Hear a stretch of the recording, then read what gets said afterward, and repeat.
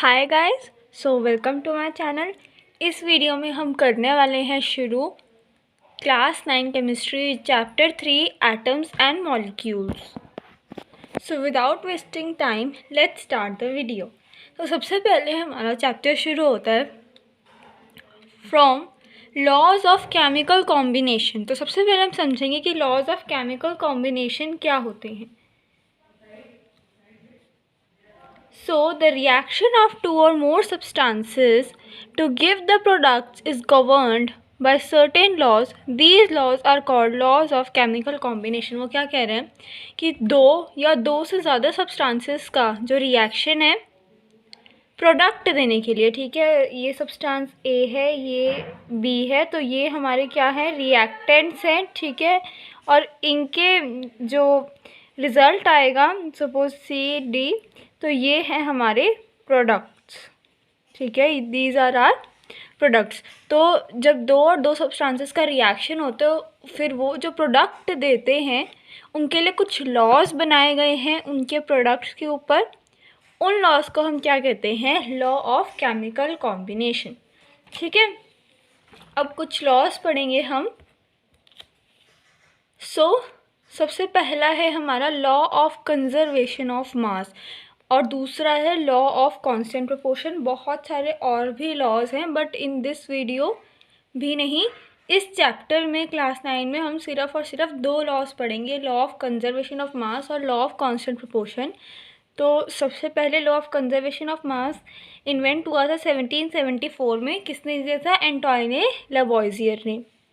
Law of conservation of मास क्या कहता है कि ड्यूरिंग अ फिजिकल और केमिकल चेंज, किसी भी फिजिकल चेंज के दौरान या फिर कोई भी केमिकल चेंज के दौरान जो टोटल मास होगा प्रोडक्ट्स का, वो इक्वल रहेगा to the total mass of the reactants. यानी कि जैसे इनका मास अगर 11 ग्राम था, जिसमें से सपोज इसका 3 ग्राम और इसका 8 ग्राम था, तो रिएक्शन के बाद, चाहे वो रिएक्शन फिज़िकल हो चाहे वो केमिकल हो, उसके बाद भी जो टोटल जो मास है वो 11 ग्राम ही रहेगा, ठीक है।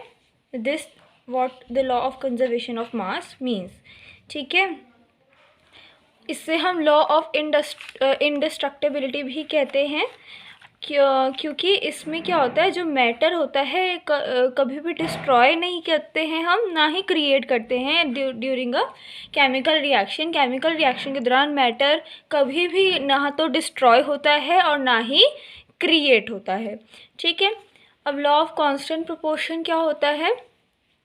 सबसे पहले ये लॉ दिया था किसने, जोसेफ एल प्राउस्ट ने इन 1779। और ये लॉ कहता है a pure chemical compound always contains the same elements combined together in the same proportion. यानी कि एक प्योर केमिकल कंपाउंड, या फिर ये भी छोड़ो, एक केमिकल कंपाउंड जो होगा उसमें हमेशा सेम ही एलिमेंट्स रहेंगे और एलिमेंट्स का जो रेशो होगा वो भी फिक्स ही रहेगा, सेम ही रहेगा।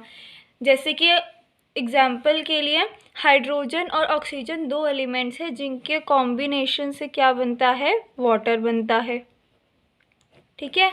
अब वाटर चाहे कहीं का भी हो, वेल का हो, रिवर का हो, या कहीं का भी हो, उसमें एलिमेंट्स सेम रहेंगे। हाइड्रोजन ऑक्सीजन यही दोनों एलिमेंट्स रहेंगे और इनका रेशो भी सेम रहेगा, 1:8, ठीक है।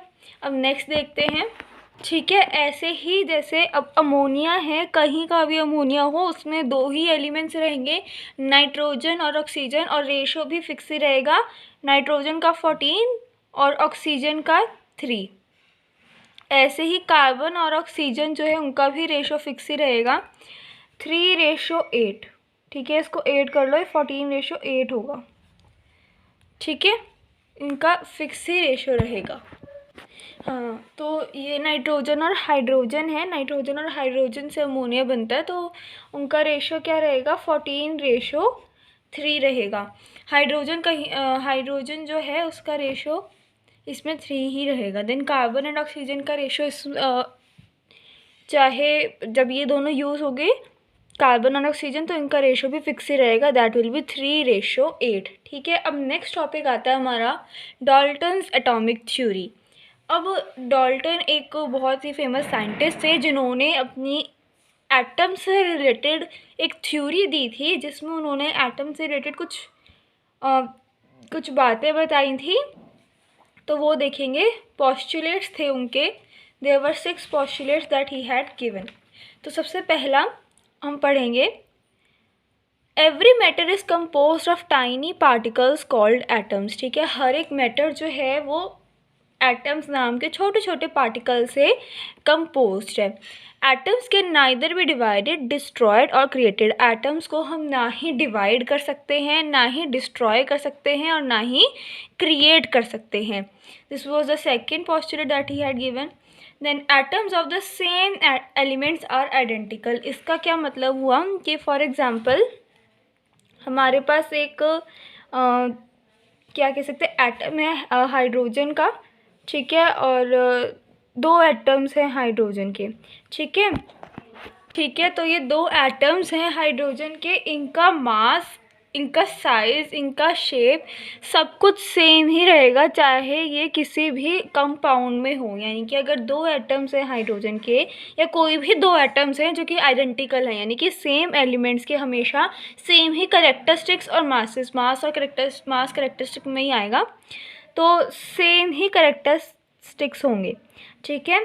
और उसके बाद atoms of different elements are different, ठीक है। और अगर डिफरेंट एलिमेंट्स है, फॉर सपोज आर्गन और कार्बन, ठीक है, तो ये डिफरेंट एलिमेंट्स हैं, तो ये कम्प्लीटली जो है ये डिफरेंट ही होंगे हर चीज़ में, साइज़ में, मास में, कलर में, सब शेप में, हर एक चीज़ में ये डिफरेंट ही होंगे। That what he has told. उसके बाद उन्होंने कहा था that atoms combine in the ratio of whole numbers to form compounds. इसका क्या मतलब है कि एटम्स जब कंबाइन होते हैं कंपाउंड्स बनाने के लिए, ठीक है, एटम्स कंबाइन होकर कंपाउंड्स बनाएंगे, राइट। जब एटम्स कंबाइन होते हैं कंपाउंड्स बनाने के लिए, तब वो हमेशा होल नंबर्स के रेशो में ही कंबाइन होते हैं। फॉर एग्जांपल, अब जैसे हमने यहाँ पर देखा 14:3, 3:8, तो ये होल नंबर्स हैं, राइट। 14:3, 3:8 और 1 हमने 8 भी देखा था पीछे, वाटर का जो था, तो ये होल नंबर्स है, राइट। तो हमेशा होल नंबर्स की रेशो में ही कंबाइन होंगे, ये कभी भी फ्रैक्शन नहीं होंगे, ठीक है। Last was the relative numbers and kinds of atoms are constant in a compound. वो मैं आपको बता चुकी हूँ कि एटम्स और ये एटम्स के काइंड और उनका रिलेटिव नंबर है कि रेशो जो होगा हर एक कंपाउंड में कांस्टेंट ही रहेगा। अब इनके कुछ ड्रॉबैक्स भी थे और कुछ इनके मतलब मेरिट्स एंड डीमेरिट्स दोनों ही थे। तो मेरिट्स क्या थे कि उनकी थ्योरी ने हमें लॉ ऑफ कंजर्वेशन ऑफ मास के बारे में बताया, जो कि मैंने आपको यहाँ एक्सप्लेन किया था पीछे। Here I have explained you about law of conservation of मास क्या होता है। तो उनके पोस्टुलेट्स ने भी हमें ये बताया था। उसके बाद क्योंकि जो एटम्स हैं they can neither be created not destroyed. फिर उनकी थ्योरी हमें लॉ ऑफ कांस्टेंट प्रोपोर्शन के बारे में भी बताती है, राइट। हमने यहाँ पर लॉ ऑफ कांस्टेंट प्रोपोर्शन भी पढ़ा यहाँ पर। तो उनकी जो थ्योरी है, दिस थ्योरी, जो ये वाली जो थ्योरी है ये इनकी, ये हमें लॉ ऑफ कांस्टेंट प्रोपोर्शन के बारे में बताती है। ये वाला point law of constant proportion के बारे में बताता है, और ये वाला point law of conservation of मास के बारे में बताता है, ठीक है। और क्या है, that he was first to recognize difference between an atom and a molecule। वो पहले ऐसे इंसान थे जिनको एटम और मॉलिक्यूल के बीच में डिफरेंस पता चला था, ठीक है। अब उनके कुछ डीमेरिट्स हैं या ड्रॉबैक्स हैं, और आई कैन से कि कुछ लिमिटेशंस हैं जो कि एग्ज़ाम में आता है क्वेश्चन बहुत बारी, तो वो समझते हैं। So he told that atom is indivisible, right. उन्होंने क्या कहा था, यहाँ पर देख लेते हैं। उन्होंने क्या कहा था कि एवरी मैटर जो है वो टाइनी पार्टिकल से बना है, राइट। सबसे यानी कि छोटा पार्टिकल कौन सा उन्होंने बताया था, एटम बताया था। पर हम क्या कह रहे हैं, या फिर अब मॉडर्न साइंस क्या कहती है कि हम एटम को इलेक्ट्रॉन, प्रोटॉन और न्यूट्रॉन में जो है स्प्लिट कर सकते हैं। That means atom can be divided, it is not indivisible, ठीक है। उसके बाद उन्होंने कहा था कि एटम्स जो होंगे सेम एलिमेंट के, ठीक है, सेम एलिमेंट के जो एटम्स होंगे उनका हमेशा सेम मास रहेगा, उनका हमेशा सेम करेक्टरिस्टिक रहेंगे, बट सेम एलिमेंट के मासेस, सेम एलिमेंट के एटम्स के डिफरेंट मासेस भी हो सकते हैं। फॉर एग्जाम्पल, जैसे कि हम एग्जाम्पल ले लेते हैं यहाँ पर हम एग्जाम्पल ले लेते हैं कि जैसे ऑक्सीजन ले लिया हमने। अब ऑक्सीजन का जो मास होता है 16 भी होता है, ऑक्सीजन का मास 17 भी होता है, ऑक्सीजन का मास 18 भी होता है। And this proves this theory to be wrong. उन्होंने क्या कहा था कि एलिमेंट्स के एटम्स जो होंगे सेम एलिमेंट्स के एटम्स जो होंगे, ये एक एलिमेंट है राइट, बट इसका जो एटम का जो मास है वो क्या है, डिफरेंट आ रहा है राइट। तो इसका मतलब उनकी थ्योरी रॉन्ग प्रूफ होगी। और इसको हम क्या कहते हैं, it is also called isotopes. Isotopes का क्या मतलब होता है ये भी समझाते हैं। तो आइसोटॉप्स में देखो दो वर्ड आ रहे हैं, आइसो और टॉप्स, ठीक है, दो वर्ड आ रहे हैं हमारे, आइसो और टॉप्स, ठीक है। देख लेते हैं यहाँ पर दो वर्ड आ रहे हैं, आइसो और टॉप्स, ठीक है।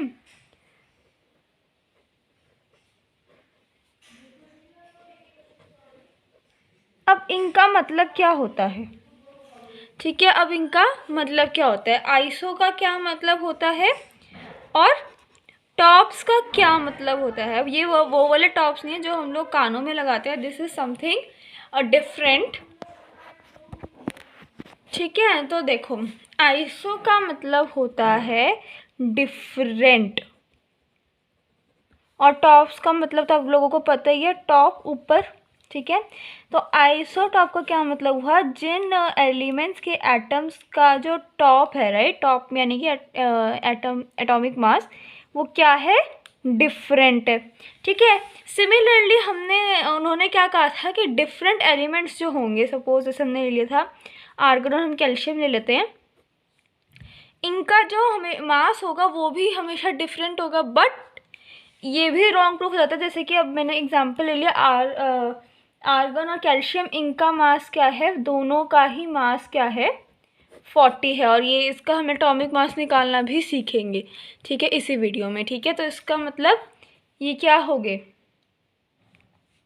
राइट, आर्गन और कैल्शियम का मास तो सेम हो गया, बट उन्होंने तो कहा था डिफरेंट होना चाहिए, तो ये भी थ्योरी उनकी रॉन्ग प्रूफ होगी। और इसको हम क्या कहेंगे, isobars. Iso means I told you different, and bar means bottom, ठीक है, यानी कि जिन एलिमेंट्स के एटम्स के डिफरेंट बॉटम्स होंगे, जैसे आर्गन का 40 हुआ और इसमें कैल्शियम का भी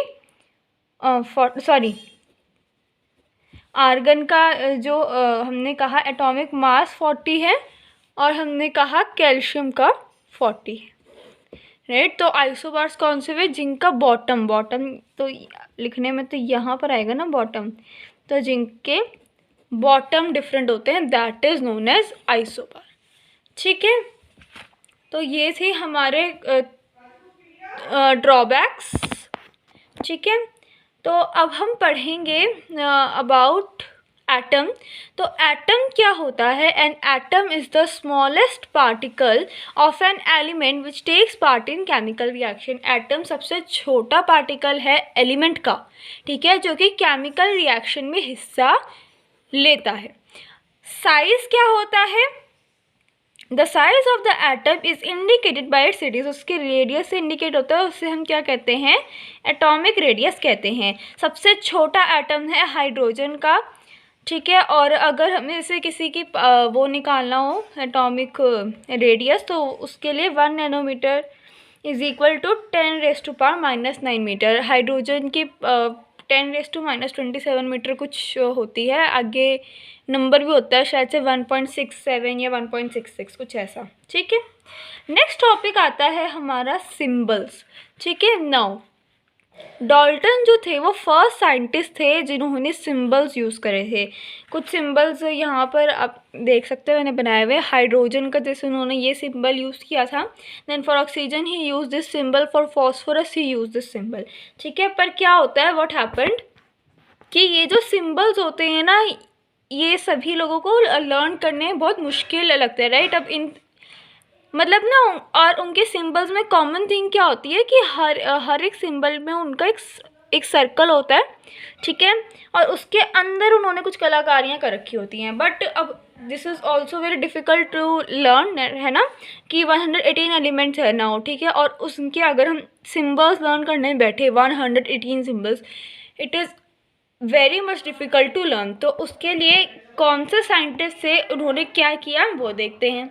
so the scientist was Berzelius. उन्होंने क्या सजेस्ट किया कि जो सिम्बल्स है एलिमेंट्स के, उन्हें हम एलिमेंट के नाम के एक या दो शब्दों से बना सकते हैं। जैसे कि अब पोटेशियम, पोटेशियम का नाम हम कहाँ से लिया गया है, कैलियम से, दैट इज़ वाई उसका सिंबल क्या है, के, पहला लेटर, ठीक है।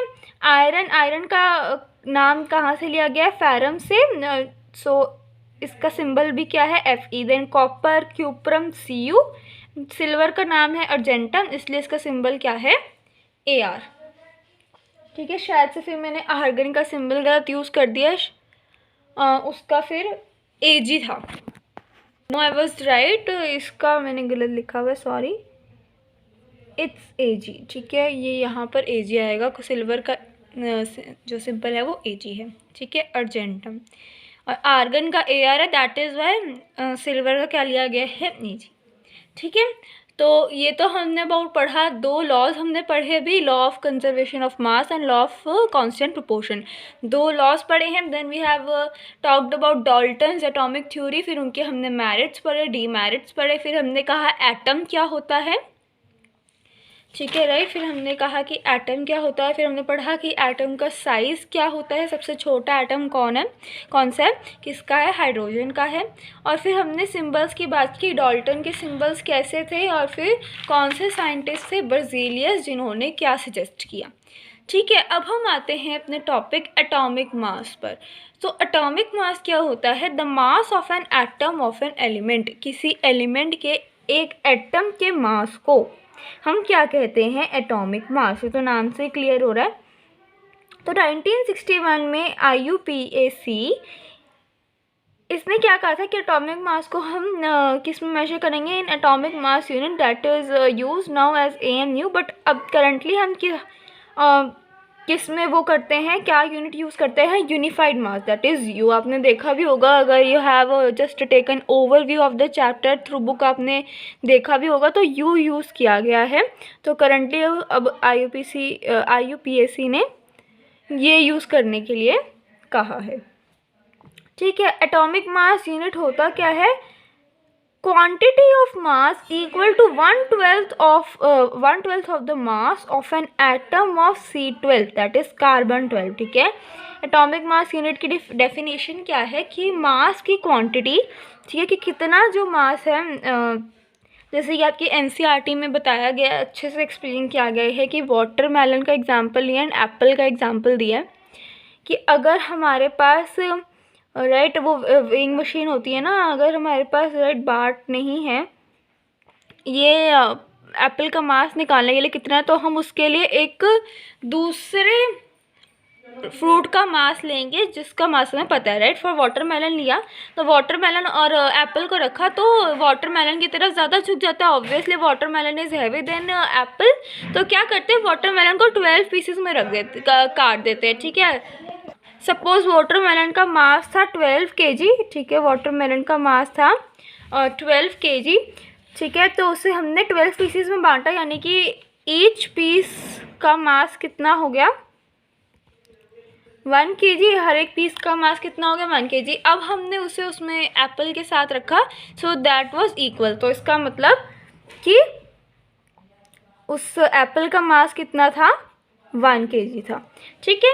तो ऐसे ही हम क्या करते हैं, एटॉमिक मास यूनिट को डिफाइन करेंगे कि एटम का मास को हम कैसे कैलकुलेट करेंगे। अब कोई वेइंग मशीन तो उसके लिए नहीं है, तो एटम के उस मास को कितना इक्वल होगा, राइट। अब जैसे 12 kg, जैसे 1 kg वाटरमेलन का 1 kg एप्पल के इक्वल आ गया, तो एटम का मास, उस एटम का मास इक्वल टू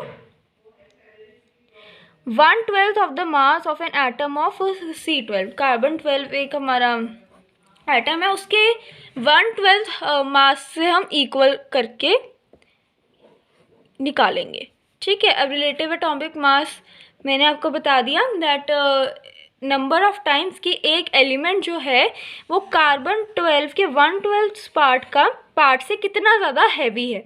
ठीक है, जैसे हमने कहा कि अब जैसे 12 kg हमने रखा था और फिर हमने एप्पल रखा था, तो हमने देखा ना कि एप्पल जो है वो बिल्कुल भी हैवियर नहीं है। फिर हमने लिखा 1 kg का पीस रखा वाटरमेलन का और एप्पल रखा, तो जो एप्पल और वाटरमेलन का पीस है वो बिल्कुल इक्वल है, राइट। तो ऐसे ही एलिमेंट के एक एटम का मास कितना ज़्यादा भारी होगा कार्बन 12 के 1/12 एटम से। ठीक है, दैट इज़ रिलेटिव एटॉमिक मास। और इसका भी फॉर्मूला क्या होता है कि हमें mass upon mass of atom of an element divided by 1/12 of an atom of carbon 12 mass of. ठीक है, इसके मास की एक वैल्यू होती है, उसको हम डिवाइड करते हैं। ठीक है, नेक्स्ट एटॉमिक मास का ये फार्मूला जो मैं आपको भी बता रही थी, रिलेटिव एटॉमिक मास का ये फार्मूला है जो भी अभी मैं आपको बता रही थी, mass of 1 atom and 1/12 into mass of 1 atom of C12। और इसकी वैल्यू भी यहाँ पर गिवन है 1.66 इंटू 10⁻⁻24 यू से आप डिवाइड करते हैं। ठीक है, तो ये हमने करा एटॉमिक मास। अब यहीं पर मैं आपको बताऊंगी कि एटॉमिक मास कैलकुलेट कैसे करते हैं, बट उससे पहले हम पढ़ेंगे कि ग्राम एटॉमिक मास क्या होता है। सो ग्राम एटॉमिक मास भी कुछ नहीं होता है, same definition as of relative atomic mass, but हम उसमें क्या लगा देते हैं, बस ग्राम लगा देते हैं। और इसका फॉर्मूला क्या होता है, हमें क्वेश्चन में गिवन होगा कि इतना ये एलिमेंट के एटम का इतना मास है ग्राम में, और हमें निकालना है कि उसका मास कितना होगा, राइट। तो ग्राम एटॉमिक मास कितना होगा, तो हम क्या करेंगे, जो हमें क्वेश्चन में वैल्यू गिवन है उसको डिवाइड कर देंगे बाय इट्स एटॉमिक मास। ठीक है, एटॉमिक मास से डिवाइड कर देंगे। अब हम यहाँ पर सीखेंगे कि एटॉमिक मास जो है वो कैसे कैलकुलेट करते हैं किसी भी एटम का, राइट। तो सबसे पहले मैं क्या करूँगी, ठीक है, अब एटॉमिक मास समझते हैं तो सबसे पहले हमें 20 एलिमेंट्स याद होने चाहिए। तो एज यू नो हमारा पहला एलिमेंट कौन सा है, हाइड्रोजन, राइट। तो मैं यहाँ लिख देती हूँ हाइड्रोजन। एक सेकेंड, मैं सबसे पहले ना यहाँ पर 1 to 20 एलिमेंट्स लिख देती हूँ, then I will explain you. ठीक है, तो ये देखो ये हमने नाम लिख दिए हैं ऑफ 1 to 20 एलिमेंट्स। अब हम इनका एटॉमिक मास कैलकुलेट करना सीखेंगे। तो सबसे पहले अब इनका एटॉमिक नंबर देख लेते हैं क्या होगा, कुछ भी लर्न नहीं करना। 1 2 3 4 5 6 7 8 9 10 11 12 13 14 15 16 17 18 19 20। ठीक है, तो यही इनका एटॉमिक नंबर है। ठीक है, तो अब इनका हम एटॉमिक मास देखते हैं कैसे निकालेंगे। सपोज सबसे पहले आपको एक्सेप्शंस बता देती हूँ पहले ही। एटॉमिक जिनका एटॉमिक नंबर 1 है, 4 है, 7 है, 17 18, बस ये 5 एक्सेप्शनल केसेस हैं। तो सबसे पहले हम देख लेते हैं हाइड्रोजन। ये एक्सेप्शन है क्योंकि इसका एटॉमिक नंबर 1 है, तो इसको मैं बाद में करवाऊंगी। हीलियम, अब हीलियम का एटॉमिक नंबर क्या है, 2। ठीक है, अब यहाँ पर लिखी हुई है ट्रिक, इवन नंबर जो होगा उसे बस 2 से मल्टीप्लाई कर देना। हीलियम एटॉमिक नंबर क्या है, 2, 2 इंटू 2 दैट इज़ इसका एटॉमिक मास है 4। अब लिथियम का क्या है, 3 एटॉमिक नंबर, तो क्या हो जाएगा 3, 2 से मल्टीप्लाई करेंगे पहले, 3 इंटू 2 फिर +1 कर देंगे, दैट इज़ 3 to the 6 + 1 7। तो इसका एटॉमिक मास क्या हो गया, 7। देन ये 4 एटॉमिक नंबर है इसका, ये एक्सेप्शनल है। देन इस पर आ जाओ, 5th, ये 5 एटॉमिक नंबर है, तो इस पर कौन सा केस लगेगा, ऑड वाला रूल अप्लाई होगा।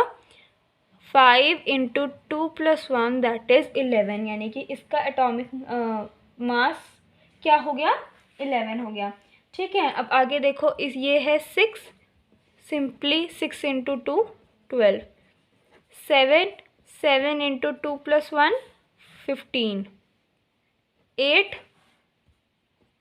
8 इंटू 2 16, देन सॉरी ये तो एक्सेप्शनल था ना हमारा, तो अभी ये 7, ये एक्सेप्शनल है। ठीक है, अब 9 9 इंटू 2+1 19। ठीक है, समझ में आ रहा है ना आप लोगों को। 10 2 इंटू 10 दैट इज 20। ठीक है, नेक्स्ट सोडियम Na होता है तो, और 2 इंटू 11+1 दैट इज 23। ठीक है, 22 एंड देन +1। ठीक है, मैग्नीशियम 2 इंटू 12 दैट इज 24। 13 इसका 2 इंटू 13+1 तो 2 3 6 1 2 26+1 27। 14 सिलिकन देन 2 इंटू 14 28। समझ में आ रहा है। देन 15 क्या हो जाएगा इसका 2 इंटू 15+1 तो 31। Then 16 2 into 16 32 31 32। ठीक है, 17 ये एक्सेप्शनल है, 18 ये एक्सेप्शनल है, 19 और 20 देखेंगे तो 19 का क्या हो जाएगा 2 इंटू 19+1 तो वो हो जाएगा हमारा 39।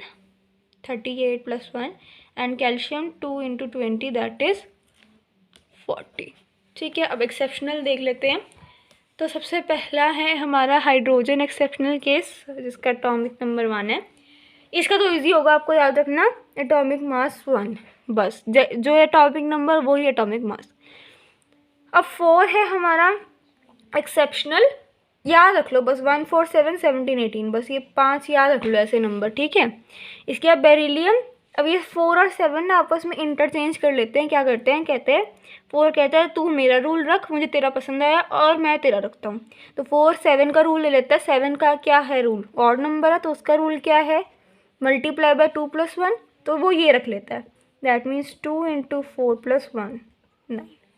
और ये 7 इसका रूल रख लेता है 4 का, क्या मल्टीप्लाई बाय 2, इसको वो पसंद आ जाता है 2 इंटू 7 दैट इज़ 14। ठीक है, अब 17 18 क्या करता है, इन्होंने तो आपस में रूल एक्सचेंज कर लिया, हम क्या करते हैं अपने अंदर एडिशन कर लेते हैं। इसका रूल अप्लाई करो पहले तो 2 इंटू 17+1 कितना हुआ 35। ये क्या करता है, मैं ये सोचता है कि मैं अपने अंदर ना 0.5 ऐड कर लेता हूँ तो ये बन जाता है 35.5। आर्गन क्या सोचता है, इसने 0.5 ऐड किया, मैं इससे बढ़कर हूँ, ये क्या कहता है कि मैं अपने अंदर 4 ऐड कर लेता हूँ। That means 36 + 4 40। दीज ये हैं हमारे एटॉमिक मास। ठीक है, आई होप आपको क्लियर है। ठीक है, अब हम आते हैं नेक्स्ट टॉपिक पे। Next is what is a molecule. तो मॉलिक्यूल भी एक स्मॉलेस्ट पार्टिकल है एलिमेंट का या कंपाउंड का, पर ये इंडिपेंडेंट एग्जिस्टेंस के लिए कैपेबल होता है। यानी कि ये मॉलिक्यूल जो है इसे ज़रूरी नहीं है कि कंबाइन होना ही है, ये ऐसे अकेला भी पड़ा रह सकता है। ठीक है, ज़रूरी नहीं है इसे कंबाइन होना ही पड़ेगा। पर एटम जो होते हैं वो आपको फ्री स्टेट में नहीं मिलेंगे कभी भी, दे आर ऑलवेज कंबाइंड। ठीक है, वो फ्री स्टेट में नहीं मिलते हैं, लेकिन ये फ्री स्टेट में मिलते हैं and shows all the properties of that substance. ठीक है, अब एटॉमिसिटी क्या होती है, the total number of atoms, एक मॉलिक्यूल में कितने एटम्स हैं उसे हम एटॉमिसिटी कहते हैं। जैसे कि सल्फर के एक मॉलिक्यूल में 8 एटम होते हैं, तो 2 मॉलिक्यूल में कितने हो जाएंगे 8 इंटू 2 या 8 + 8 16, 8 + 8 कर लो। ठीक है, यानी कि 2 एटम्स में इसके 2 मॉलिक्यूल में इसके 16 एटम्स होते हैं। ऐसे टाइप होते हैं एटॉमिसिटी के, मोनोटॉमिक, डायटॉमिक, ट्रायटॉमिक, पेंटाटॉमिक, टेट्राटॉमिक। ठीक है, तो वो कुछ एग्जांपल्स हैं। ठीक है, next is atoms and molecules में डिफरेंस। तो ये होता है smallest particle of an element और ये होता है smallest particle of a substance. ये फ्री स्टेट में नहीं एग्जिस्ट करता, ये फ्री स्टेट में एग्जिस्ट करता है, एग्जिट नहीं एग्जिस्ट। और इसकी कोई शेप नहीं होती है, जैसे कि स्फेरिकल हो गया, पर इसकी बहुत सारी शेप्स होती हैं। ये हाईली रिएक्टिव होता है but it is less reactive. ठीक है, नेक्स्ट कर लेते हैं। अब मॉलिक्यूलर मास और फॉर्मूला यूनिट मास दोनों ही एक होते हैं, ये देख लो। The molecular mass of a substance is the sum of the atomic masses, सब एटॉमिक मासेस का सम। ठीक है, जैसे कि अब H2O है, अब हमने सबका एटॉमिक मास निकालना सीखा है। अब H का एटॉमिक मास हमने क्या किया था, H मीन्स हाइड्रोजन, हाइड्रोजन का 1, कितने मॉलिक्यूल हैं, 2 हैं, सॉरी एटम्स, तो 2 × 1 प्लस ऑक्सीजन, ऑक्सीजन का क्या एटॉमिक मास होता है 16 × 1, क्योंकि ये एक ही एटम है, तो टोटल कर दो एटॉमिक मासेस का, हमने टोटल कर दिया।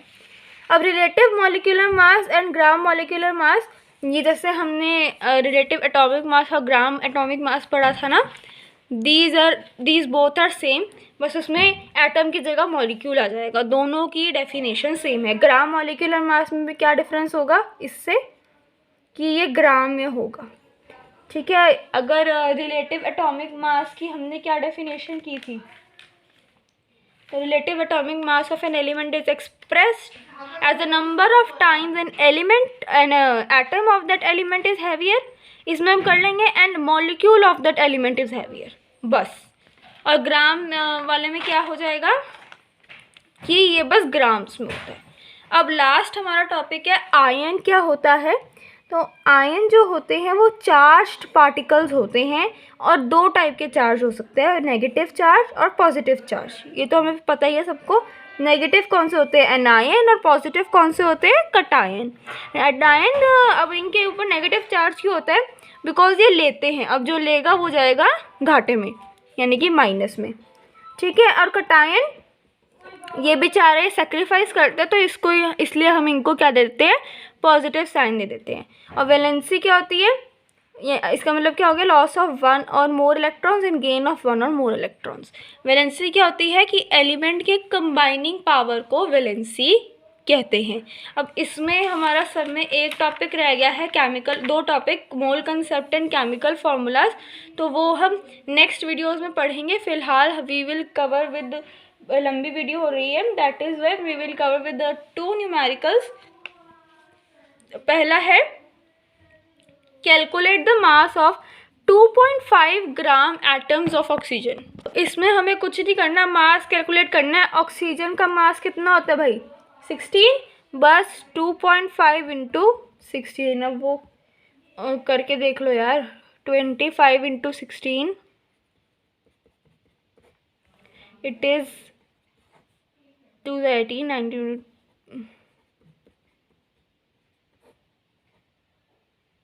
5 + 1 6 46, ठीक है। कैलकुलेशन चेक कर लेते हैं एक बार। 6 5 = 30, 5 6 = 30, 6 2 = 12, 13 14 15। ओह यस, ये कर पड़ोगी 15, 1 5 = 5, 2 देन ये 10 होगा, ये तो ठीक था, 2 + 2 4, ठीक है। तो इसका हमारा कितना आ गया 40.0 ग्राम। अब मैग्नीशियम का हमारा क्या था एटॉमिक मास, तो देख लो मैग्नीशियम का था 24, ठीक है। तो क्या करेंगे 1.2 × 24, 12 × 24 तो शायद से याद है या नहीं, 12 × 24 8 4 4 2 288, so it will be 28.8 ग्राम, ठीक है। लास्ट हमारा है sucrose has the formula C12H22O11, calculate its molecular mass. सबसे पहली चीज़ हमें क्या निकालनी है, मॉलिक्यूलर मास, अभी मैंने सिखाया है। C12, C का क्या होता है, इसे मैं यही रख लेती हूँ, कार्बन 12, तो 12 × 12, क्योंकि ये 12 एटम्स है, सो 12 × 12 U लिख लो साथ में, प्लस हाइड्रोजन का तो 1 ही होता है, तो 1 × 22, 22 × 1 या 1 × 22 U प्लस O, ऑक्सीजन का 16 होता है, सो 16 × 11 U, ठीक है। तो 12 × 12 तो अभी होता है 144 U plus 22 U plus 176 U। इसको अगर आप प्लस करोगे तो आ जाएगा हमारा 342 U, ठीक है। और ये हमारा आ गया मॉलिक्यूलर मास। अब नंबर ऑफ एटम्स निकालना, तो हमें पता है नंबर ऑफ एटम्स ये और ये रहे, तो 11 + 12 + 22 ये हमारे हो गए 45 एटम्स। लास्ट इज, मैंने आपको फॉर्मूला बताया था कि मास ऑफ एटम अपॉन इन ग्राम। मैंने आपको कहा था ना, ये क्वेश्चन में हमें गिवन होगा ग्राम में, उसे हमें बस डिवाइड कर देना है बाय 342। हमारा हमने ऑलरेडी कैलकुलेट कर रखा है, मॉलिक्यूलर मास से डिवाइड कर देना है, तो हमारा कितना आ जाएगा 0.1। सो 0.1 इज आवर आंसर। ठीक है, तो आई होप आप लोगों को क्लियर हुआ है। So like, share, subscribe and thanks for watching.